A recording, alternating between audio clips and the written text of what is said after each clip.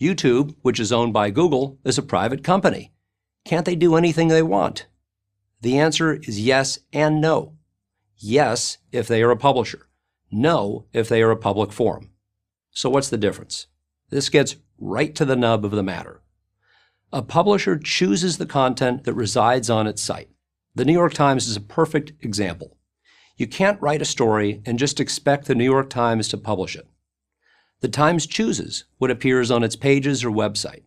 And if they publish a story that contains a malicious lie or violates copyright law, they can be sued. PragerU is also a publisher. It decides what material gets placed on its website. Most sites are publishers.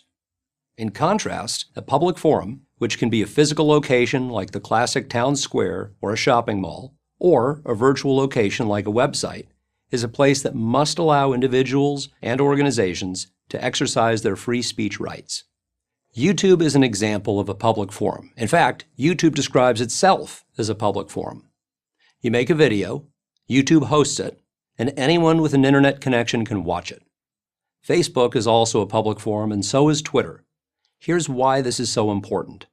A public forum under Section 230 of the Communications Decency Act, a law co-sponsored by Democrats and Republicans and passed by Congress in 1996, is not subject to liability for content placed on its site.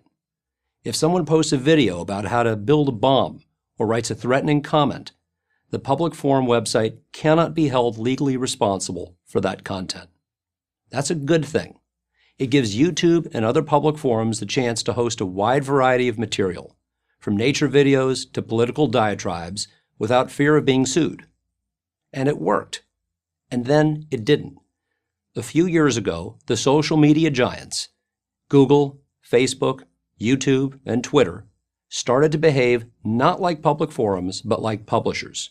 They stopped following Section 230, which specifically requires that these websites promote a true diversity of political discourse, and began to judge content by their own political and social criteria.